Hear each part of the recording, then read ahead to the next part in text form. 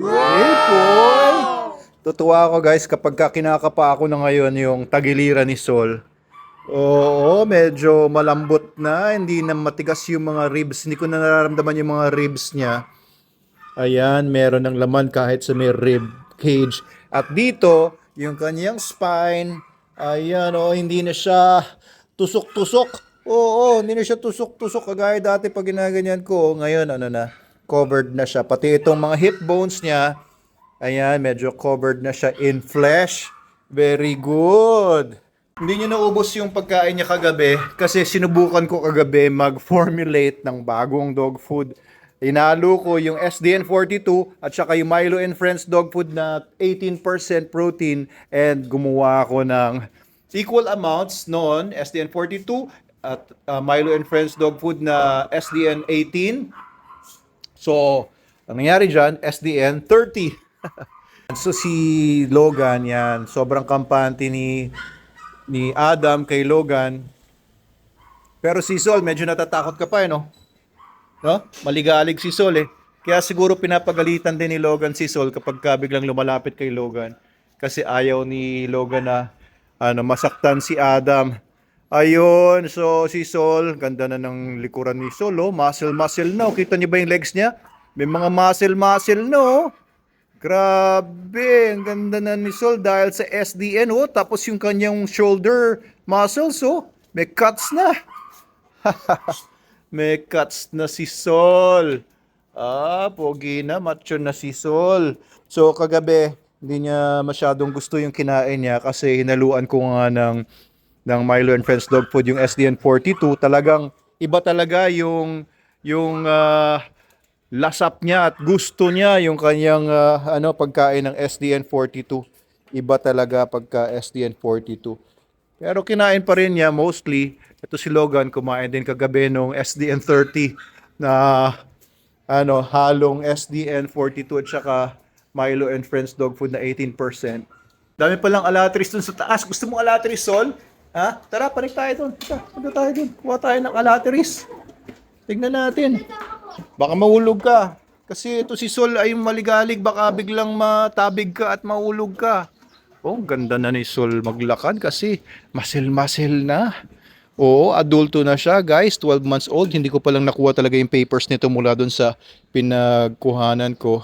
At di ko alam yung exact date of birth niya. Pero he's 1 year old. 1 year old na ito si Sol. Let's go.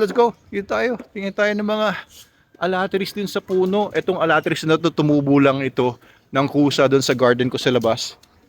Oh, baka mahulog ka, Adam, ha? Baka pag bigla kang natabig nitong si Sol, hulog ka. Ayan, oh.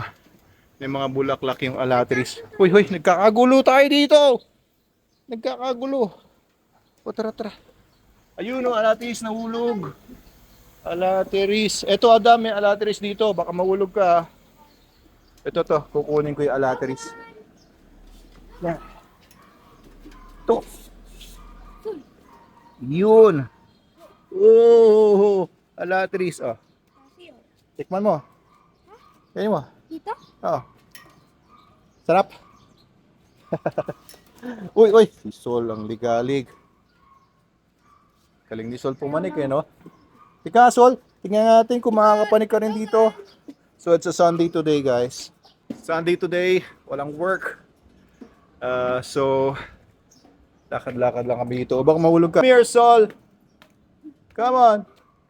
Lika. Very good si Sol, oh. Uy, huwag ka dyan sa may gilid, baka mahulog ka. Very good. So, ito, part ito ng area of responsibility nila Sol. And si Logan. Logan!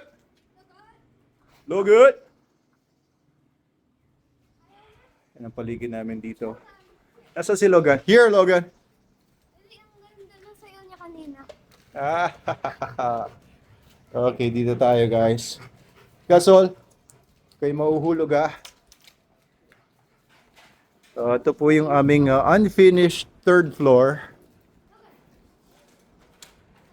Eto, dito ko hinahanap si Sol nung isang gabi na nawawala siya. So, ito po ang aming unfinished third floor. Dapat dito yung office ko. Dun sa side na yung office ko yan. Tapos dapat dito ay mga ano, mga classroom ng mga bata. Sol, baka mahulog ka dyan ha. Parang first time lang ni Sol talaga pumanik dito sa taas. Hala, nandun siya sa may gilid. Huwag ka dun sa mga gilid doon. Ang mga dogs naman, mahusay naman sila sa kanilang ano, pag-iingat sa mga heights, no? Kaya ano, maingat naman sila sa mga heights kaya kahit na ganyan, hindi naman basta-basta mahuhulog 'yan. Ayun, so nag-explore lang sila Sol. Saan punta si Sol? Ay, punta. Baka mahulog ka dyan, Sol. Pero dahil maganda na yung musculature mo, medyo magpapading na yan kapag nahulog ka.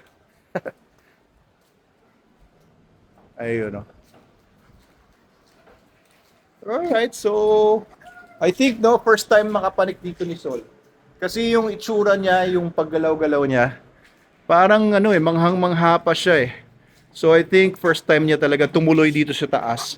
I don't think hindi nakapanik na siya dito. Hanggang doon lang siya sa stairs. First time niya maka-explore dito. Iba yung kawag ng buntot niya. Iba yung amazement sa mukha niya. Amazed na amazed siya oh. So since natsubukan niya pumanik dito, uulit-ulitin na niya to. Oops, teka, mukhang tatay pa dito. Ay, nakaw. O, dito na tayo humarap kay Logan. Umoops nga. Well, anyway, ayan, tingnan na natin. Huwag kayo titingin kung medyo squirmish kayo o kumakain kayo, pero ayan ang poops ni Sol. Ngayon, maganda yung poops na ganyan. Eto nga, educate ko kayo ng konti sa poops, no? Maraming nagtatanong pa rin kasi kung bakit daw dark yung poops ng dog nila pag nag-SDN42. Kasi yung SDN42, mostly meats yan eh. Ayan, no? Mostly meats yan, kaya ang mga meats po, lalo po yung laman ng SDN42, puro beef meal yan, poultry meal. Pero yung beef meal, mataas sa iron yon kasi mataas yung myoglobin niya. Myoglobin at saka hemoglobin, merong mga iron yon. Kapag kayo ay nag-iron supplements, ay talagang iitim yung poops ninyo. So, etong si Sol at saka si Logan, ganun talaga ang poops nila. Hindi naman black, no? Dark brown siya. Well, if you don't look at it too closely, baka nga sabihin nyo black yung poops. So, ayan, solid naman yung poops dahil balansyado na. Isang reason din nga pala kaya nagpo-poops ng malambot ang aso is because of yung overfeeding or yung microflora, yung microbiome sa bituka, hindi pa sanay doon sa dog food. Kung nag-change pa lang kayo from another dog food to SDN, maaaring manibago yung microflora na yon. And ang tanong din ng iba, bakit daw mabaho yung poops ng aso nila nung lumipat sa SDN? Ang nagpapaamoy sa poops, guys, hindi yung dog food mismo, kundi yung mikrobyo or yung bacteria sa loob ng bituka ng mga dogs ninyo. Kaya kung may imbalance yung mga mikrobyo sa bituka ng aso ninyo dahil naninibago sila sa bagong dog food o bagong pagkain or nakakain ng sira, nakakain ng basura, nakakain ng hindi maayos, ay pwedeng bumaho yung poops. So yung utot, yung amoy ng utot, ng dumi, ay dahil po yon sa mikrobyo na nagpo-produce ng mga gases na mababaho like H2S or hydrogen sulfide and iba pang mga gases. Kaya wag niyong sisihin ang SDN kapag ka mabaho yung poops ng aso ninyo. Yung bacteria po yon, kung hindi pa sanay yung bacteria or merong mga bad bacteria na nagpo-produce ng H2S doon sa bituka ng aso ninyo. So that's a little bit of information sa vlog natin for today. I think today is day 66 or day 55 ba ngayon? Inisin ko pa yung poops nila. So yun lang po. Have a great Sunday. Have a great weekend. Laro-laruin muna namin sila Sol dito. Ayan, mag-familiarize sila dito. Ganda ng view dito, guys. So, share ko lang sa inyo. Dito kami nakatira sa Angono. Ayun, makikita nyo from here yung McDo at saka Jollibee sa highway ng Angono. Ang pag magpunta kayo papuntang left side ay Pupunta kayo sa may SM Angono. Ayan, Laguna Lake po yan. At banda doon, ang area ng Bikutan, I think. Ang area naman na ito ay Alabang. At yung bundok na doon sa likod, yung mga bundok-bundok sa likod, Bataan po yan, across Manila Bay. Yan po ang mga view namin dito sa ibabaw. At doon pala sa kabilang side, ang Church in the Sky, doon sa Taytay. Church in the Sky, alam nyo, banda dito sa baba lang yan. Dati nakatira kami dyan sa isang bahay na inuupahan namin kasama ng mga isang pamilya ng mga Amerikano, ng mga tiga-Vigilant Canine Services noon, nung kapartner namin sila. Nag-stay kami dyan para malapit sa training center dito sa Angono. At maganda rin yung ano dito, puno fire tree, ganda. Alam nyo, dun sa Manalo Resort Hotel, bubulaklakan na rin yung mga fire tree namin doon. Kaya ganda yan, fire tree. Okay, tara, baba na tayo. Andito, sa kabila, umikot. Hindi ka na, baba na. Tingnan natin kung kaya ni Sol bumaba. Daan-daan. Uy, akala ko mahulog eh. Tara, Adam. Hey, Sol. Hey, Logan. O, tara na, tara na. Meron pa bang alatris? Teka na, baba na, baba na. Baba na, Sol. Si Sol andito ha.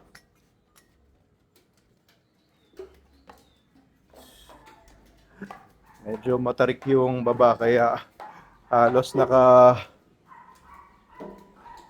handstand na tong si Sol. Pasok ka na muna sa loob, dali. Pasok mo na, inside. Mamaya papakulang ulit kita ha. Very good boy. Good boy.